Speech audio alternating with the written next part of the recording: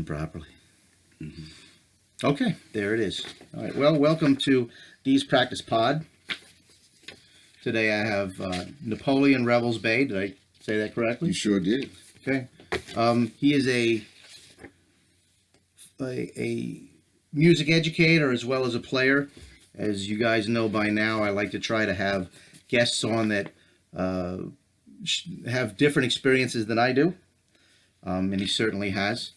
He's had a vast career thus far. So let's get right into it and start talking to the man. Right. Okay. Okay. Well, when did you start playing? I started playing when I was around the age of 16, which was considered late to play music, even though my parents, excuse me, had given me piano lessons earlier on. But I didn't take music serious until about 16, and then I studied privately. And I never took it in school. I only studied privately. Right. Right. Okay. What was your inspiration to start? To start? Yes. What gave you the bug? What gave me the bug to play music? I think it was because at that time that there was a lot of creativity in the music in the 60s anyway. So I think all of us at some point, we hear music, but that doesn't mean we're going to want to play music. And then we might want to play music for fun or something like that, just a groupie thing or something. But sometimes then some of us gravitate to, well, I want to study this and maybe try and do something more of it as far as playing is concerned. Right. So I think in my case, I heard music and I always liked music. And then I said, oh, I like to take music lessons. And so my father, afforded me $6 drum lessons at that time. And that's how I got started. Yeah, $6. I remember those days.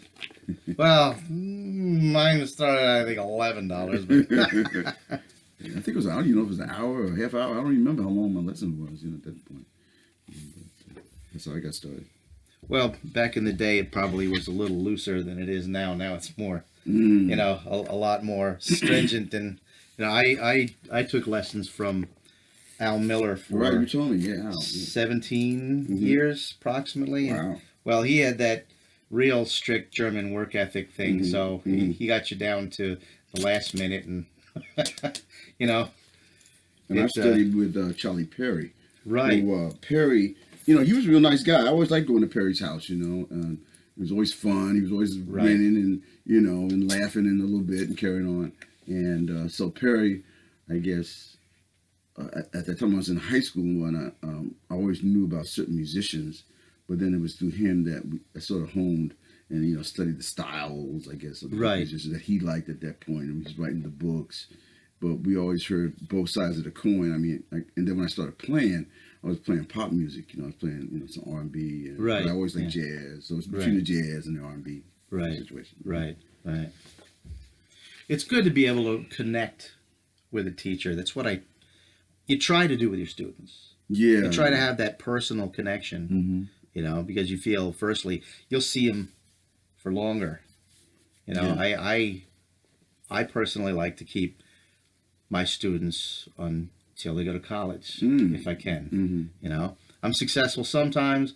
Other times the kid picks up a football or something during the summertime. True. And then sometimes that's all she wrote. Yeah, between sports and art. Right? Well, sometimes they can coexist. Sometimes they can't. Yeah, and I think nowadays it's a little different compared to maybe before, where some students, they get turned on to music, but they don't really think about it. It's just, I just want to have some fun and go home. And so the students you want to have, at least the ones I had, they weren't, I would never consider them maybe want to be players because they wanted to just get over a little bit and that's it. And then one boy, I never forgot, he came back after he really started wanting to play. He realized then the value of taking music lessons because he couldn't accomplish his goals. So now I want to learn how to play, to really study and understand. And then after that, now I got to go to college. Well, now, I got to get into that. So, in New York, they have NISMA. So it's kind of interesting. I never grew up with that NISMA thing. And that didn't happen until I came off the road and whatnot. And I found out students with this thing called NISMA. So even myself, I had to go back and, sharpen up and understand and do all those reading skills, levels and stuff. But it was good. It was good for me. It was like going back to school again, which was a good thing. Oh, sure. Yeah. And so the guys I had, but some of them I would never think were going to be so-called professionals. I only got one And in fact, he texted me the other day. No, I saw on Facebook because he said he's going to his first NAMM show.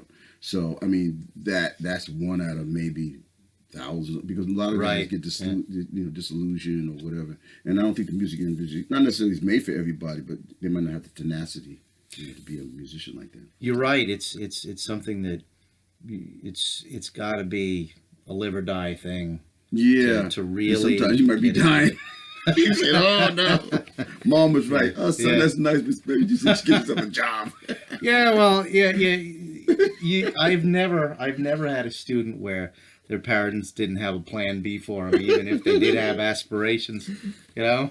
Well, if they come to me, I would tell them this: I'm never going to discourage you from playing, because then you'll wind up like some teachers I met. They were always like irritable a little bit because they never played. They took these lessons and stuff. They went straight into teaching because they wanted to use whatever skills they got. But some of them were like kind of rough on their students, like, you know. And I thought that was horrible that you would discourage a student to play, because once you begin to play a little bit, then their life, you know, they can make the balance between can I make an income out of this thing and still feel satisfied because I did play this music. Right. And it's like a sport. Other than we don't get contracts like that. But yeah, it's like a sport thing, because, you know, we keep going and going and going, and we're only good as the last time we played and stuff like that. So it really takes a certain type of tenacity to want to be a musician and to be persistent. And for me, I always had in my mind, I was going to either sweep the floor, sell records in a record store, or whatever it took to stay in the music. Right. Stay around the music. I met a lady, I'll never forget, she's a violinist. And hey, man, she got out being working for an entertainment lawyer. Right. So those are things I try to encourage my students to stay. As long as you can stay around it some kind of way. I know a guy I worked for ASCAP, you know. So they, you know, went to school for music. So at least you're still around the music, and you can still practice and do whatever you do, and sure, you know, still play. You know, it's a good thing. Well, yeah, that brings me to well, firstly, tell me a little bit about some of your playing experiences. Like, start from when you first started really passionately playing, started playing professionally. Some of the people you've played with, some good experiences. Mm-hmm. There too. No. Yes, absolutely. I've been trying for a while to start one called Hell Gigs, but a lot of guys don't want to do it because they're afraid of angering some club owners that, you know. Well, when I got started at 16, I was almost playing already, because, you know, like I said, there was a scene to play, just to play. Right. And I was fortunate because my father was in the radio and television, so he knew a lot of artists would come by, or local players that fix their equipment or whatever the case might be. And so I got started here on Long Island, strange enough. Little Buster, people might remember Little Buster, but he was like a local legend around here on Long Island. But I didn't really play with Buster directly, but, you know, there were groups that were playing around the island. So I played, you know, and I was fortunate. In Hempstead, there was a place called Stereo Lounge. And at that point, a lot of the players that lived on Long Island would get local gigs, and you could meet them that way too. So, right. Selden Powell was one who, he wasn't a known musician amongst, I guess, like a star, but they were working musicians. They worked for CBS, NBC, and all that. They were doing like studio gigs, record dates, and all kind of stuff like that. A journeyman. So, yeah. Through Perry, who knew a lot of those players too, Bud Johnson and stuff. His grandson's one of the rappers that just died. But in any case, so because the community was so rich with musicians, you had a chance to play and work. Right. And so there was a lot of little clubs and things of that nature. So Arthur Price Sox and people like that, they all lived on Long Island, and both Bentons and people like that. And there was a lot of clubs to play. So you want to play with somebody that knew somebody else. And that's how I got started. So I was fortunate. You could play. In fact, when I went to community college, and I played my way through school. You know, because at that time, you know, it was club dates, weddings, wedding bands, all that kind of stuff. Like, you could play Friday, double Saturdays, double Sundays, and stuff. So you made some money, and you still could play. That was nice to make some money. I wasn't looking at it for me. I was looking at it to get a chance to play. You know? Sure. So, but it was good. That's how we got started. Well, I'm looking at some information I pulled off your site. I'm seeing some really big names here. Mm-hmm. Gladys Knight, Gregory Hines, Aretha Franklin, Cab Calloway. Yeah. And so those people came about when I wound up getting into the Broadway show thing. Right. Because with me, I came out of, I went to the Navy out of coming out of high school. I went to the Navy because I didn't want to get, to be honest with you, I'm not gonna lie, man, I didn't want to get hurt, killed over something like that. You go in the Sure, war. right. I want to come home in one piece. So when I came out, I started studying. In fact, he died, I don't know, maybe 2-3 years ago. Ronnie Gould, who was a percussionist at Nassau Community. And Ronnie Gould, I think he taught Rod Mergerstein too. I think he was one of his students. So Ronnie Gould was there and at Community, and then I transferred to Old Westbury.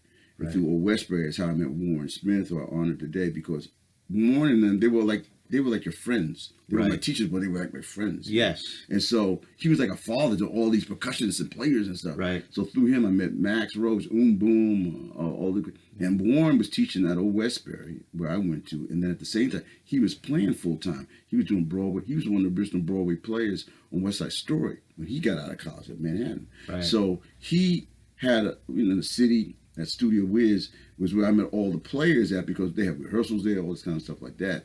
So when he was doing, not only was doing Broadway shows, doing record dates, I never forget going in with Hubert Laws when he did Amazing Grace, and it came out, and I said, wow, I was in the studio when he did that, because Warren was percussionist, and he was like one of the first called percussionists, so he had all this work. So he played percussion and drums. So I went to him to study percussion and drums. So through him, I was a student. They knew me. Oh, you're one of Warren's students. So when it came around to get to offer jobs, that's how I got in, because Warren said, "Oh, you can recommend my students." Right. And so through that, went on the road with Bubbling Brown Sugar, Ain't Misbehaving, UB, and all these people that I met that came through the Broadway thing. But I didn't grow up to be a Broadway player. It's just that's how it happened, and I'm glad it did happen, because out of that, I'll be honest with you, it was great to get vested in the union and get a stipulated paycheck. That was the question I had. Are you a union member? Yeah. I joined the union. When I was 16 anyway. But I guess I thought it was hip to join the union. Right. But I only went down to a few calls. At that time, the union did have the calls, they had the calls. So you go down there and, I need a drummer over here. But I never really got called like that. I think I got maybe 1 or 2 gigs when I went in town. And then I went to the local out here. But you really had to live in the city. Yeah, which is no longer. Yeah, the one out here. About a year ago, maybe 2.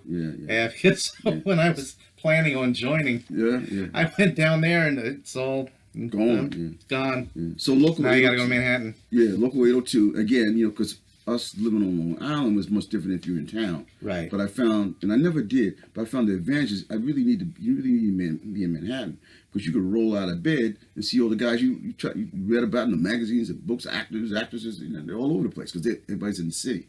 Right. So that's what happened. I never went into the city like that, but through Warren, I got a chance to hang a lot and meet a lot of the players, and knew this one, I was playing with this one, I was playing with that one. And that's how you get to know. And when Warren did, to me, was one of the biggest. I was excited when Warren worked with Tony Williams' Lifetime, So I'm going to sort of meet Tony. So I did meet him, once in a while. I would see him and stuff like that. And he was playing with Miles and stuff. So that's how everybody sort of got to the circuit. Right. When somebody knows somebody that knows somebody that knows somebody. And it's about hanging out and meeting guys. And, John McLaughlin.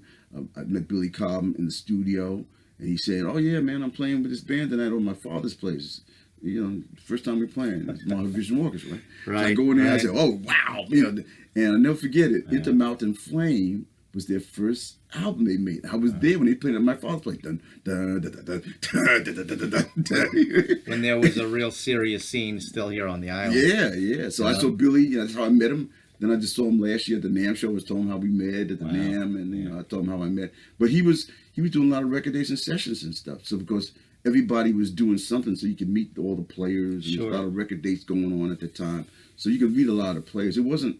I think today is a little bit more scattered, and there's really no record contracts like that anymore. But that's how you sort of met the players. Now I think you got to make a few extra steps to meet the players that doing the things that you want to do and try and get to know them, and It's a weird life now, because we have this technology. Mm-hmm. We have more resources to do it yourself if you wanted to. Yet it's never been more difficult to make a living. Yeah, but at the other end, the bar has been lowered so that we can get in. Unfortunately, it is lowered. Lowered mean that, okay, now you and I can make a CD and not have to go into a studio. Right. But it lowers it for anybody can make a CD, and then you get judged on the criteria of I'm not saying popular music, but the music gets watered down, so it's not, you don't have to know anything to get in and do. You could YouTube. It's true. You don't have to really know anything. Where I had to grow up, I had to know how to play some So, paradiddles and all that kind of stuff like that. So, Right. so I could hone my skills on. But you're not judged on that. You're judged on the quality of what is now considered to be the music that people are quote unquote listening to. So at some point it's open, but it is narrow because people only come up hearing one thing. And even when I was growing up, I mean, I love James Brown, and I still do today. It's just that we heard all this other stuff that I said, oh, well, I want to play that. I want to do this. I want to try that. Where now it's like you're almost locked in. You got to play one type of stuff. And if you start stretching a little bit, people say, well, I don't like that because now you're not popular anymore. So at the other end, I tell guys, play what you like to play.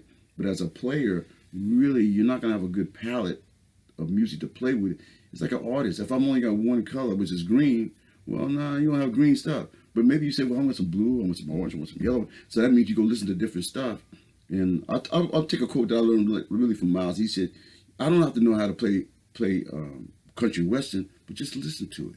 Because you might want to have that feeling, that color of it sounds country. I want that country sound and feeling. Sure. So now today it's like, man, the sky's the limit. You hear guys mixing up all types of genres, what they call now world music. Which to me is slick. I love it because I get a chance to hear something that I don't normally do. And I want to learn how to play that and then incorporate it in your playing. And then that's how it, you go as a musician. Well, if you want to take an example of a person who's taken that ball and ran with it, Sting used to play with the Police. Mm-hmm. The Police had a specific sound. Mm-hmm. Although that sound did evolve, mm-hmm. they were still under the constraints of being a band. Mm-hmm. It was a trio too, right? Right, it was a trio. That's right. And the thing is, when he decided to do his solo stuff, mm-hmm. Like the very first one, he was a jazz player first when he was from England. He's from Newcastle, England. Right. And that's how he got his name, was that he had a sweater that was black and yellow, so he kind of looked like a yellow jacket. So somebody called him Sting, and it stuck. Oh, okay. But the thing is, he always was a jazz player first, and when he started his solo thing, he started with all heavy hitters, Omar Hakim and Branford Marsalis. Right. Mm-hmm. I saw that band. I didn't see the band, but I knew Omar when he got the gig. Right. Because Omar actually from Long Island. He's from Jamaica. Is he really? Yeah, he's from I Jamaica. didn't know that. Yeah, and his father, I remember his father played trombone. His father taught in the college and stuff. And I never forget one time he said, oh, yeah, my son plays drums. I said, oh, yeah, what's his name? Omar, because I never knew him, He said, yeah, he's playing with this group called Weather Report. I said, Weather Report? So I went and saw Omar. I said, whoa. I've always loved his play. He always looks like he's having a good time. Yeah. He's smooth. Nice guy. Yeah, I've never met him. He's a nice guy. Nice guy. Lovely person. And he did something that I always cherish him for doing. And I told him to his face a couple of times. He bought his first teacher a set of drums. I knew his first teacher was Walter Perkins. Walter Perkins, we had jam session in Queens, and Walter used to play there. So one time, Walter's drums were always raggedy, So one time, he had this nice new pearl set. I said, that's nice, man, but you get the pearl drum. And he said, my student gave it to me. It was Omar. Wow, he got fun. pearl and sent him a nice new set of drums. And I never forget him for doing that because it taught me to be humble like that, too. He gave back to his teacher something that he felt that would help his teacher. And I never forgot Omar for his humbleness of doing that. So last time I saw him was at the Long Beach Jazz Fest. I saw him at NAMM. He opened, he emceed for Billy, and they played together. He played and Billy played, and they talked about. So I guess Pearl had him, talking about. And I saw the new Pearl, the new electronic drum kit they had. I gotta mortgage my house to get that. But yeah, they've gotten a little pricey. You can either get a car or you can get a drum set. I got one. I don't even really use the Pearl I got. It's like, oh man, I'm gonna use the electronic kit. I like it, but it's like you ever use electronics? I got one 2 years ago, and I got to get back into it. I started programming. I got Easy Drummer to program some sounds, and then they have built-in sounds. But I thought of it for two things. One, I said, well, if I want to play live, but then I did the wrong thing. I didn't code my wires when I took them off to be able to redo it again. Because a friend of mine told me, you better stop coding your wires. So, A goes to A, B goes to B, C, C. And so I never did Might as that. well be in the telephone booth trying to put that thing together. Yeah. So I got them, and I like them. And I wanted to write the drum books. I said, maybe I could do it this way so I could actually play the rhythms rather than write them out, even though I'm going to be able to write them out too. And so it works, pretty cool. And there's one cat's online. He's got a nice transcriptions of all the drummers. So I'm sort of learning that whole technique, how to use it.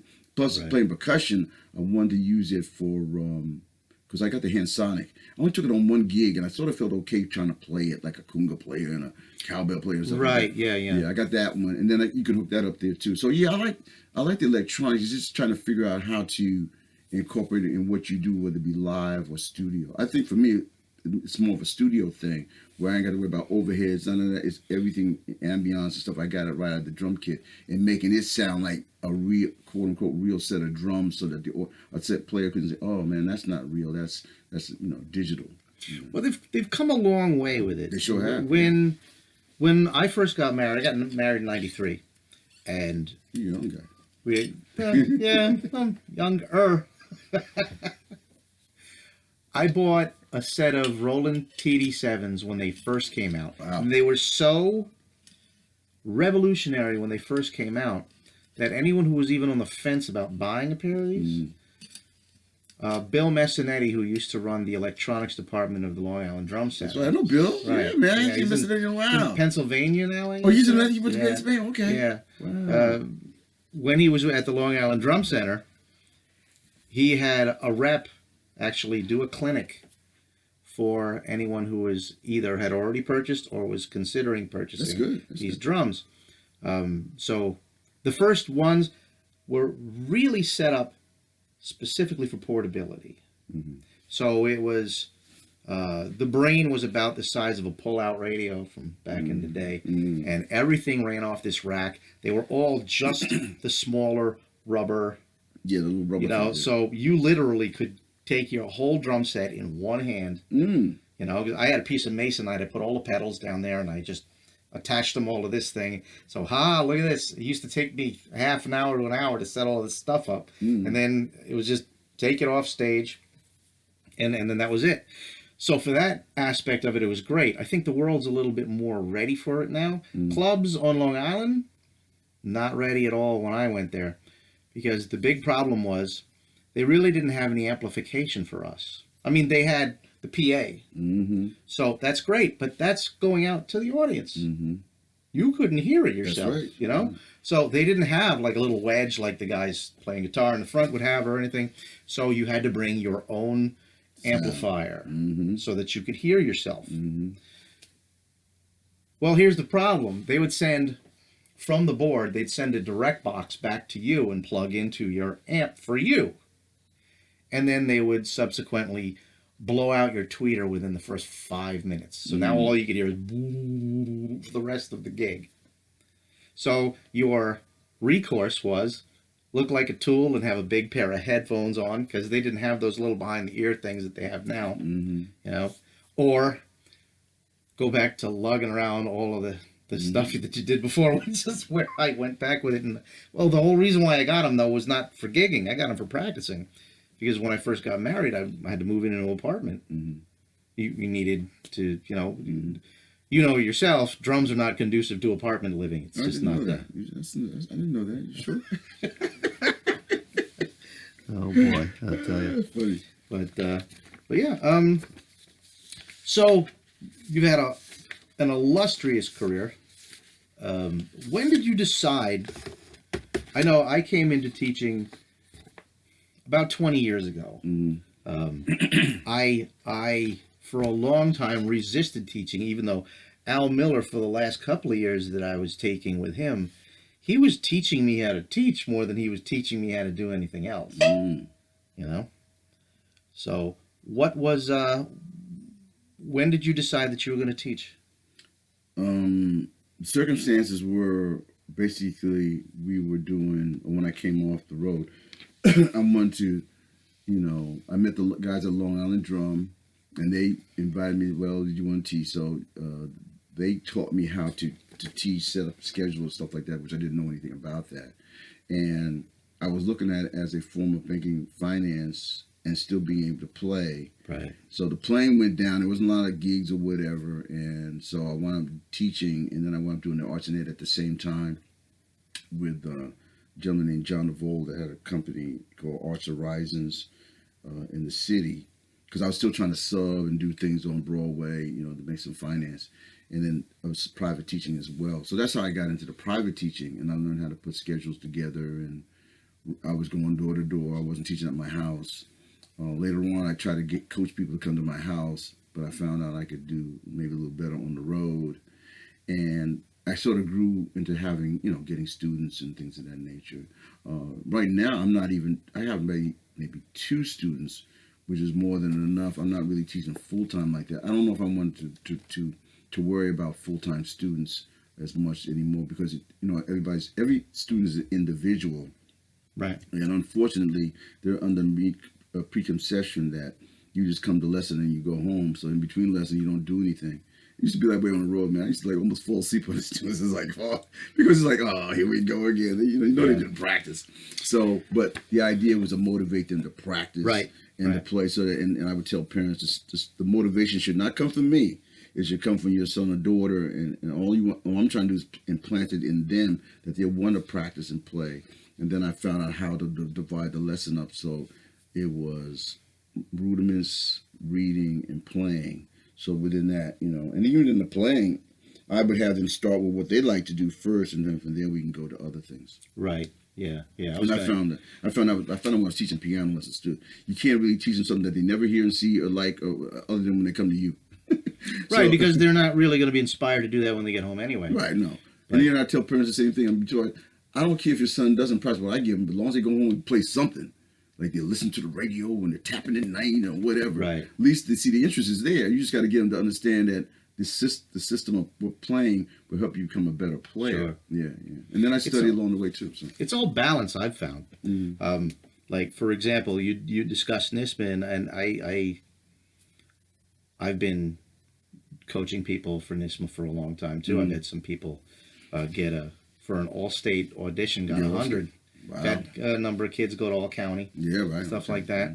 The thing is, though, you have to balance even that. I've had students that the parents utilize my services specifically for NISMA. That's right. So I get them for I find NISMA to be something that can be beneficial. Mm-hmm. However, I also find that it's got the propensity to crush the enthusiasm of students as well if you just push on that too much. It's drudgery. Hey, I had one student cry, and so I thought maybe I did something wrong. He said, no, they were upset over getting these scores and stuff, man. Yeah. And then NISMA, I judged adjudicated, and it was kind of rough. I mean, because I didn't want to lie because there's some guys I knew, teachers I knew, man, no, you're not lying. Either you did or you didn't know. And when I had to be adjudicated when I was in college, it was the same way. Either you knew it or you don't know it. Right. There was no in between, whatever. And I had a lot of students come through, and I would even ask them, which I guess I wasn't supposed to because they didn't ask me to teach anyone. Right. Who's your teacher? Oh, I'm just studying in school. And you can't be a surgeon and don't go to college. Right. Oh, I'm gonna be a surgeon, so I'll watch TV and look at how they do it. I'll go on YouTube. Yeah, no, man, you gotta have a teacher. So he'll be able to show you how quickly to do whatever you got to do. But you can't cram I've told the parent, I can do the best I can to help your student, but there's no cram course. I never took off for the summer because I didn't want to take music. No, that's something I did every day. And I think the inspiration was to tell them, go and see people play. Right. But to me, that was the inspiration rather than, and now they can do it even better with YouTube, man. You can go in there and see all these great musicians that are passed on. I mean, I love it going back and guys that analyze how Buddy Rich did. I'm like, watch this stuff. This is great, man. You know what? I think that's better for guys like us that already know what you're looking at. Yeah. But a new guy, you wouldn't know, right? Yeah. The big thing for me, I think, live performance is the last bastion of hope for music. Mm-hmm. There's not that much money to be made in recording anymore. Mm-hmm. We've come full circle, really, I think. Years ago, if there was somebody, say 100 years ago, you heard someone was a terrific piano player. Mm-hmm. What recourse did you have? Go buy a ticket. Mm-hmm. Go watch him play. Mm-hmm. Right? And there's something about live performance that is inspiring for people to get back in there and practice. I know it is for me. Oh, yeah. Man, Steve Smith, I think it was he said one time, he said when Tony Williams came through, the practice room was filled the next day. Yep. Yeah, and when I saw the players too, it's like, oh, man, I want to go and practice and play. I want to be like that. Joe Morello, So I guess today, I think the nice thing is, I told them, you can go on YouTube and see these guys for free. It's true. It's true. You know, And it's you not can like seeing you a can live become exit. you can become inspired by that for sure. But I don't think anything really beats the live performance. But once you've been there, then you're hungry for it. And tickets are expensive. So in their interim of saving for your next one, get on YouTube and start watching. You know? And it's such a rich thing now. There's so much on YouTube. Hey. It's, well, anything you ever want to know. You got a problem with your refrigerator. That's right. Put the model number down there, and there's a handyman just showing you how to do it, you know? And whether you're fool enough to actually do that, I don't know. But for sure, you can pretty much see anything you ever wanted or never can forget. You're right. Anything that's on YouTube. Yeah. So, what are you doing playing these days? These days, we're playing. I'm going to play some more. We're doing a lot of not clubs. We've been playing libraries and stuff like that. I've been trying to not that I'm opposed to playing clubs, but for me, and I guess everyone that wants to be a drummer, it's a little bit different when you're playing for somebody else when you versus you're the leader. Right. So it wound up. I always wanted to be. I did want to be a leader, but since I'm not playing a melodic instrument, I would go back and hear all the other leaders that were able to lead a band, and like the Billies, and that before him, the Art Blakeys, the Max Roaches, the Tony Williams, when they started forming. Right. So how do you lead a band, man? Like, what do you know? Because it's not like a singer or something like that. You're not the singer. They don't come home singing drum solos. So you figure out how to lead a band. So for me, it was always a lot of work to prepare the music. Right. Get a stable of guys that could play it, even if I want to call something and have the music in front of it. No, I want this to be played that way if we didn't have a rehearsal. Right. So that we could get the work done. So lately, I've been working with other folks, and I'm going to be working on some more concerts. I want to work on another CD. And the pleasure is when I do have the chance to play I have some of the staple guys that I play with: Brian Carrot, Paul Ramsey on bass, lately Jennifer Vincent on bass. Misha Siganov, who plays piano. He's a Russian. He's real good. And I haven't been using percussion, just me playing the drums. So we played enough together that I could call a song, they know it. Even the originals that I've written. So that's good because I don't have to rehearse those. We played them enough on live gigs or something so they know how the material goes. Right. So, but to get out and hustle to get a gig, that's a whole other different ball game because I'm not into the I got to learn how to wear the promoter hat, you know. So when the guys come out, personally, I want them to come out for a certain amount of money, and I know what they expect at the end of the night with the musicians playing, and you know, and it's a decent place to play, and we're not just playing so-called dives or something like that. But I think as a musician, that's a choice people have to make, whether you're not going to get paid the right amount of money. And then also, you got to realize if you on the business tip, I got to take the hit. I'm not going to tell them to take the hit because I got chiseled out of the money. And don't forget that Sandy hit right. So Sandy's cold, you know, Sandy. So I had a gig on the Monday night. So at the end of the night, the guy gets, well, you know, blah, blah, blah. That. I said, yeah, but you told me so and so and so and so. So, I mean, he stiffed me, but I didn't stiff the guys. I take the money out and paid the guys. But I didn't even go back and tell them, hey, man, I didn't get the money and complain like that. I just paid them the money. So for me, it was always a thing. I think it happened to Herbie Hancock once. He was on the road and, you know, big band, and they didn't get paid. And Herbie, that's why he went down to a smaller group. But it was the same kind of concept. I didn't want to ever get out there and cheat the guys, not cheat them or cut them short because they didn't make money that they promised to pay me. So then now you're talking about the whole business thing, how to do the business thing, and I don't want to do play to play and stuff like that. So that's getting ridiculous with these little promotional things where, what's the name of that one that's so prevalent? There's one that basically got a stranglehold on most of the clubs on the island, that including a place called the Crazy Donkey, which was the last time. That's out here. No, Farmingdale, I guess? Farmingdale, yeah. Because he asked about playing out there one time, and he heard me play or something. He wanted to bring the band out, and I didn't do it for some reason. I don't remember what the circumstances. I can tell you the reason why I didn't. Yeah. We had a gig. I was with a band at the time. I think it was a band called Liquid Picasso. We were there. We went. We got all set up. We went to sound check and everything else. And our manager comes out of the management office there, and she was heated. She said, "Get your stuff. We're leaving." unbeknownst to any of us, our manager was given tickets. You were supposed to sell these. There was 150 of them. Wow. And if you did not sell them by the night of your gig and give them the money for them, it was going to cost you $600 or $650 to play. I'm a professional. You know, it's supposed to go the other way, you know, but the reason why a lot of that happens is because I think a lot of the onus of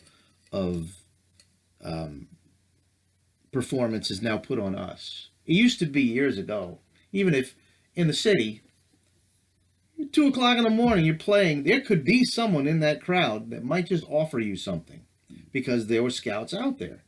They're not out there in the same way that they used to be. And the clubs themselves, it used to be if you played a certain club, like say Kenny's Castaways or something like that, anyone that went in there did not necessarily have to know who was playing. You went there because the club had the reputation. They would be the ones that were going to fill the club. That's right. Right? Because they knew that if you were playing there, you had the stuff. That's right. You know? Now, it's all about paying rent. You know? So they want to guarantee the doors stay open. So they put the money end of it on us. And it is all but destroyed the scene here on the island. Yeah. Well, you know, then that goes into the why I don't speak a lot about it, and because I don't want to seem like you're. I've learned to always be trying to be positive about the music, even if it's a bad situation. Right. So I guess for me, when you say, "Well, where you playing?" It wound up that I wound up teaching and the arts and education because I knew I could make a certain sum of money if we hit that stage. I knew the library would pay me a certain budget when I hit that stage. And I said, well, I'm going to do that because I'm not going to go to a club and have to guarantee them some money before I get any money.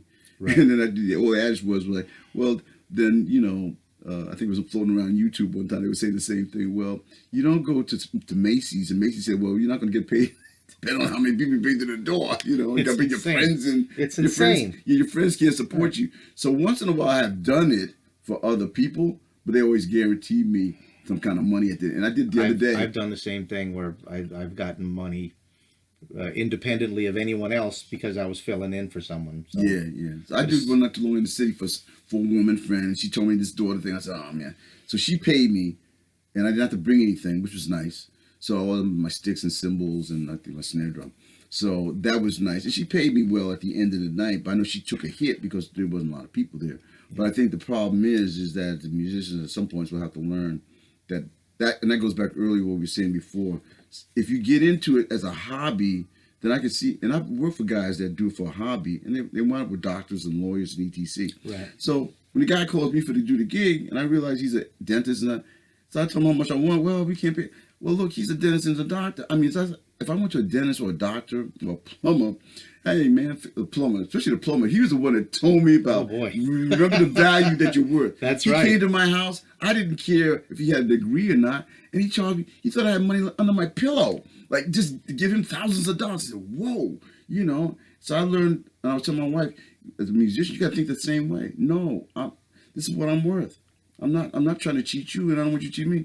No, I want X amount of dollars to do the gig. That's it. You know. And I'll work with you, but no, I'm not taking the drums out and this. And then you wouldn't even thought about hiring me if I couldn't do the gig. Right. Yeah. So it's not trying to be tainted or anything like that. But the gigs are, in a way, the world is getting smaller, which means the gigs are getting smaller in one sense because the ones I see that fill up the big arenas and stuff already got not an entourage. They got the whole PR in place and stuff. And a lot of them are already seasoned players. Right. This feels like we were in the jazz here, that the Herbie Hancocks and the Wayne Shorters, well, they're already set already, you know, so they can go out and command X amount of dollars. I went and saw I think it was Wayne. It was like $80 ticket. I said, whoa, $80 tickets to go see Wayne. Not that I didn't want to see him. It was like $80. It was like $80 ticket at Carnegie Hall. We went to see it, you know, and it's like, wow, you know, I went and saw him and stuff. And I realized that either you're going to be in one or two like margins. Either you're going to go for the real high end tech stuff, or where you can really get some money out of this thing, or you wind up just playing little clubs and stuff. Only because you want to play and you want to be able to do that stuff. And then hopefully you'll get called for the bigger ones where you get the big arenas and stuff.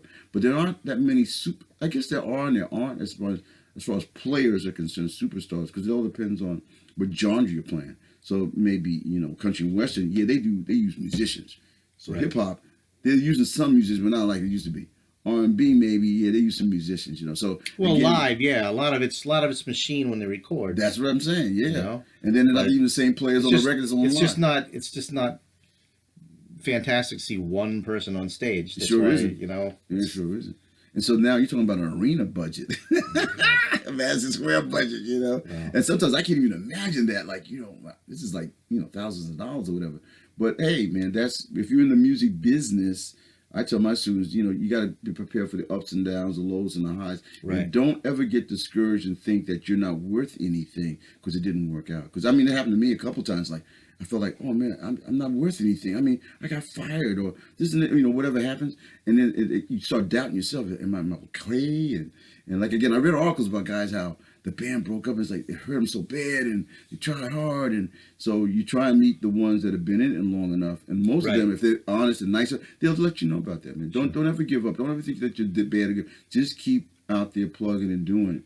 And ask the ones that you like if they're on. They'll tell you how they made it. Hopefully it's the correct way. But I listen to a lot of artists that I always like. Well, how'd you do this? And how'd you do that? How was it like doing this? Not because I was trying to get in a mood with them like that, but I want to figure out how am I going to be able to navigate this thing if I was going to be in it for 10, 20, 30, 40, 50 years. So I've been blessed to do it as a career, and I never thought. It got pretty bad at one point, and that's when the Broadway show thing came in. So I wasn't going to say, I don't want to play no Broadway show. Hey, I was getting a paycheck. I was able to take care of my family, pay my bills. I said, I like this thing.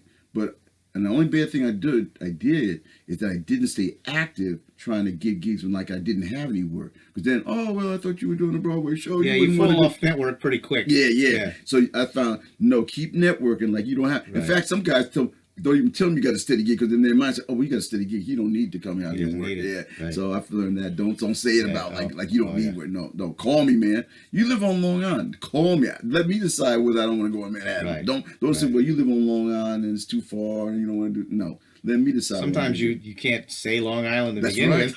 I don't know about you, but I remember when I had the area code 516. They said, "Where's that?" What? I said, "It's not on the moon." But if you didn't have a 212-718, they figure you so far out. There's many spots here on the island where you can clearly view Manhattan from here. You go to Manhasset, you go onto a 25A over by where the Americana is over there. That's right. You see the entire thing splayed out for you while you're waiting for that light. That's right. Yeah. But that's what we are. We're a suburb of the city. Yeah. That's why there's so much talent. We're such a hotbed, particularly for drummers. Mm-hmm. Here on Long Island, which you have to, you're a Long Island when you say on Long Island. Yeah, right. I'm trying to think of the drummer's name. I just met him. He's the one that's doing Stomp. He's out at Long Kokomo or whatever it is too. Just met him too.